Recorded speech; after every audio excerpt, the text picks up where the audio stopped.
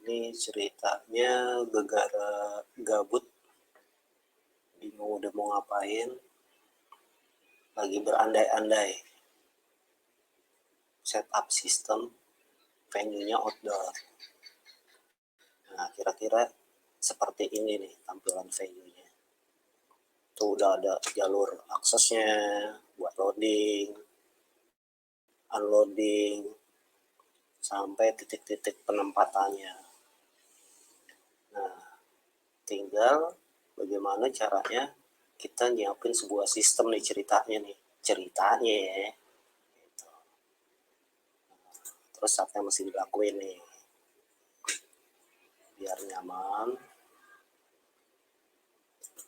Ceritanya kita bikin simulasi nih. Nah, bikin simulasi pakai speakernya speaker yang gimana. Terus terang kalau speaker yang custom memang susah ya dapetin data GLL. Nah, ini yang ada aja dulu kita nyoba.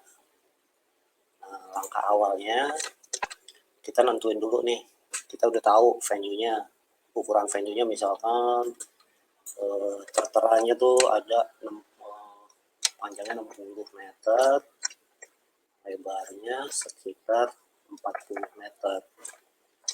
Nah, tampilannya seperti ini nih. Ini contoh venue outdoor yang tadi ya. Terus kira-kira kita mau masang speaker yang apa ya? Nah, karena di sini berhubung datanya nggak banyak, baru diinstal. Nah, ini saya coba pakai ini deh.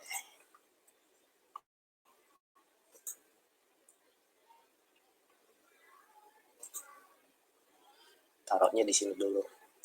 Sorry tadi kelewat, harusnya bikin stage-nya dulu ya. Terus didapat informasi, oh mas, kalau stage-nya itu ukurannya 10 kali 12 misalkan.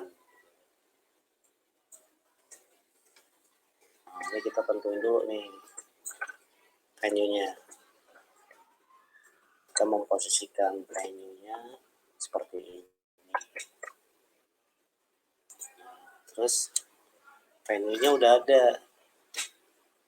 Kemudian buat nentuin FOH-nya udah dipasang tuh sekitar 35 meter. Benar nggak ya di 35 meter itu kita bisa dapat suara yang ideal dengan unit yang mau kita pasang.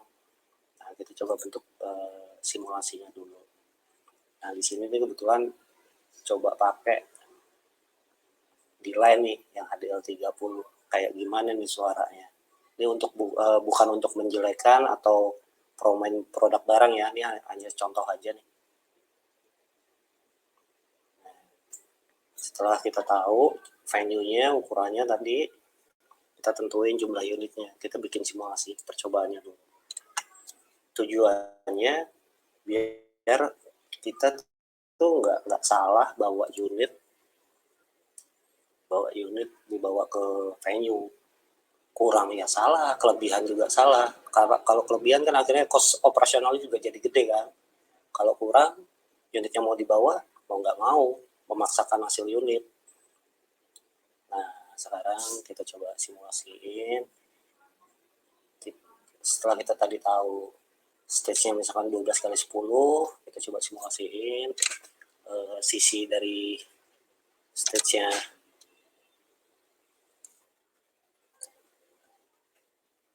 Terus lebarnya. Nah, ini parameter yang mesti diisi. Z-nya ini tinggi. Kira-kira berapa sih gawangannya? Misalkan 6 meter lah ya. Tapi benar nggak ya di 6 meter itu mampu mengcoverage dengan jumlah unit sebanyak ini nih, 8. Atau ini bisa kelebihan atau bisa kurang. Nah, setelah kita tahu, kita coba dulu filter unitnya. Tujuannya biar nanti kita bisa ngaplikasiin melakukan alignment ya sama subwoofernya. Nah ini kita coba potong di 90 dulu, pakai slope-nya outnya 24.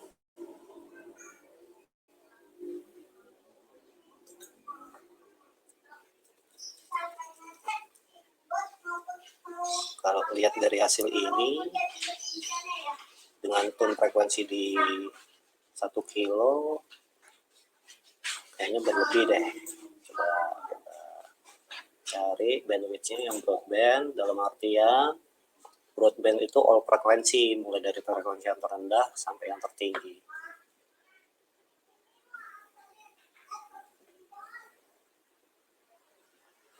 Setelah kita tahu, nah ini hasil bunyi yang dihasilkan oleh speaker ini ya, tapi tidak menggunakan tidak sebagaimana mestinya. Betul sih sudah digantung, tapi sasaran bunyi atau arah bunyi juga jadi nggak terarah dengan baik. Nah ini bisa dilihat contohnya kenapa akhirnya hasil suaranya nggak terdistribusi dengan baik, nggak rata. Kita coba play. Nah di fasilitas yang ada di Isfocus ini ada fasilitas dia bikin konfigurasi curve angle-nya ya, pinpoint, terutama di speaker-speaker yang sudah edit ya. Kita coba lihat lagi. Nah di sini bisa kita lihat target terjauhnya, ini kita bisa lihat di sini. Tadi jarak 50 meter, yang terjauhnya masih cukup oke.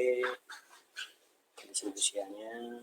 Nah, cuma ada yang agak sedikit aneh ini. Kalau dengan jenis konfigurasi yang seperti ini nih.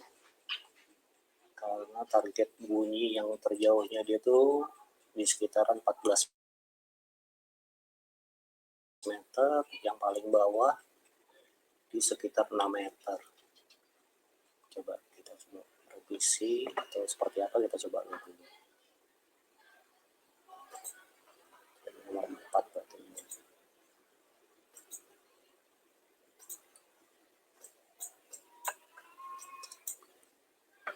Perlu ngitung nggak? Sekarang teknologinya udah maju, nggak perlu dihitung juga, tinggal kita masukin aja kok. Dan beberapa produk-produk tertentu juga sudah punya ya datanya, tinggal masukin aja datanya.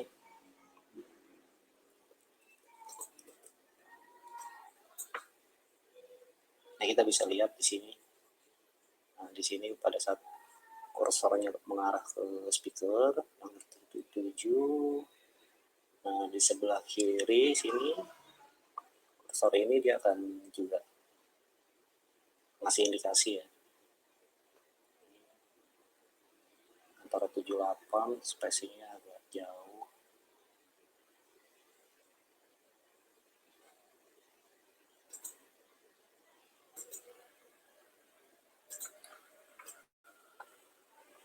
Targetnya masih terlalu jauh ya, 5 meter ke depan. Kita nyoba aja ya.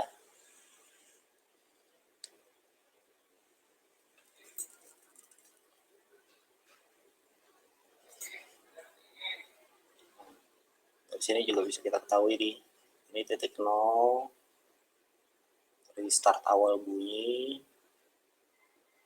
dan efektif idealnya tuh mulai dari 6 meter sampai berikutnya. Nah, tapi dari sini kita bisa tahu nih, titik ideal yang mau kita harap target bunyi di area EPOA tuh berapa. Misalkan oke lah, kita taruh di 112 dB.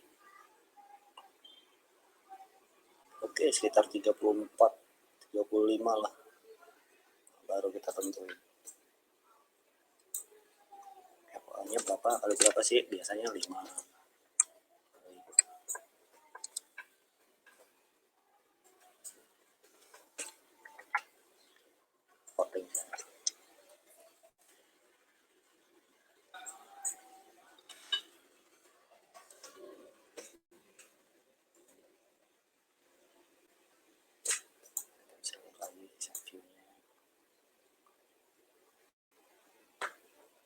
setelah kita tahu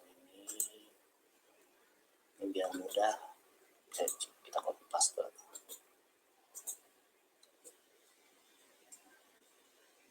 di sini sama antara kanan dan kirinya. Jadinya sekarang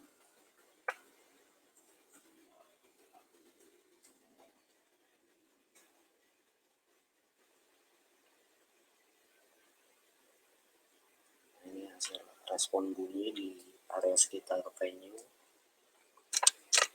Tekanan bunyi yang dihasilkan seperti apa sih? Kita coba mengandaikan telinga kita ya ada mikrofon instrumen.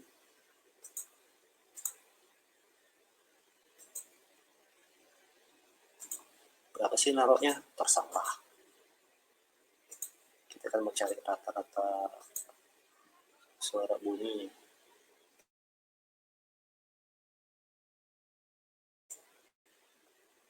Satu boleh nggak? Ya jangan. Ini sekedar ilustrasi ya. Tuh lihat ya, ini tuh bisa bergerak.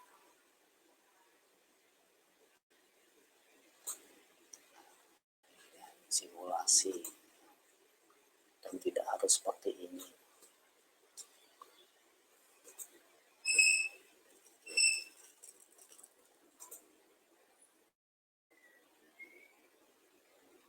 Bisa lihat levelingnya, frekuensi respon yang dihasilkan oleh unit ini ketika berinteraksi dengan menu. Nah, ini yang paling penting, time respon. Jadi kita bisa tahu nih apa yang nantinya setelah kita coba mempersiapkan simulasi seperti ini di venue, apa yang perlu kita lakukan, perlu alignment kah atau tidak. Di sini ada distribution graphic. Di sini dijelaskan bahwa average rata-ratanya ada tertera ya, langsung angkanya ya, ketemu di 112,8 dB plus minus average-nya. Consider rate-nya 99,5%.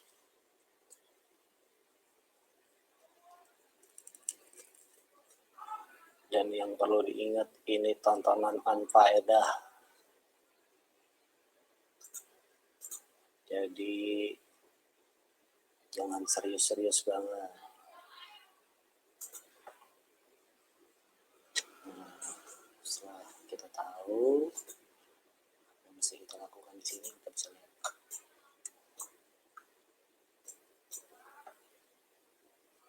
Nah, keuntungan kita menggunakan software prediksi apapun namanya ya. Kebetulan yang saya pakai di sini IsFocus itu ada beberapa macam. Ada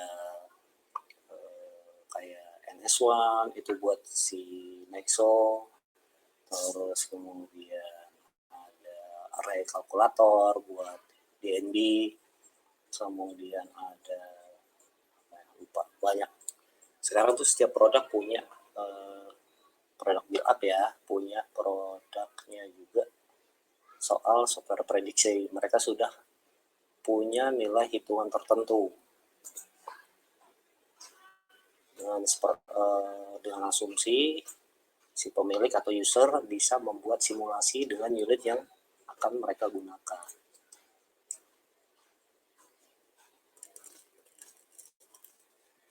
Nah, setelah kita lihat, kita coba rubah bandwidth-nya menjadi sepertiga oktav. Kita coba starting karena tadi kita cross point-nya kita mau coba cross point di 90, kita coba start dari frekuensi yang terendah. Kita mulai dari 100 Hz.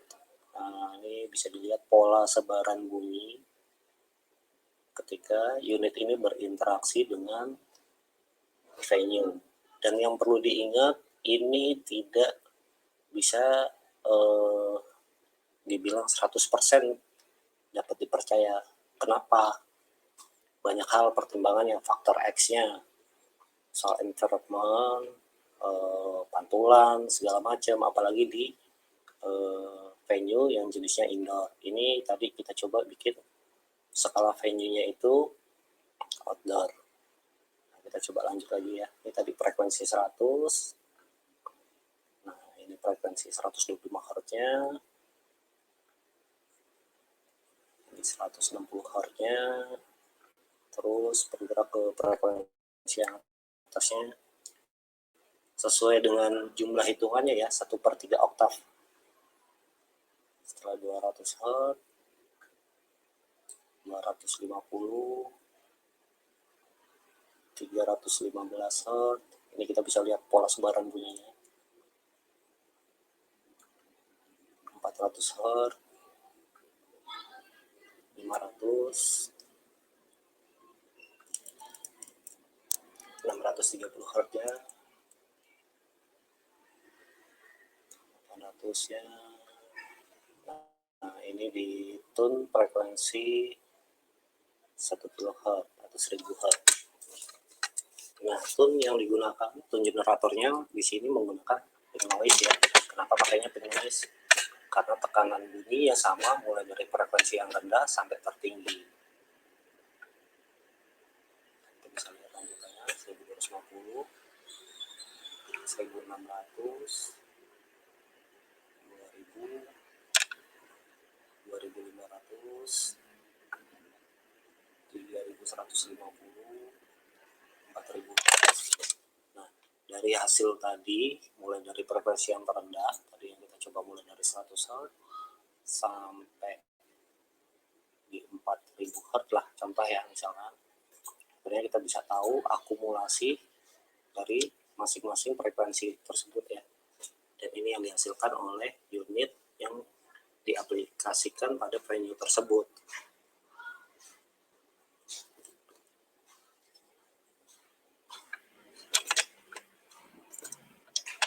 Minimal yang nonton Anfaedah ini bisa tahu, punya wawasan baru.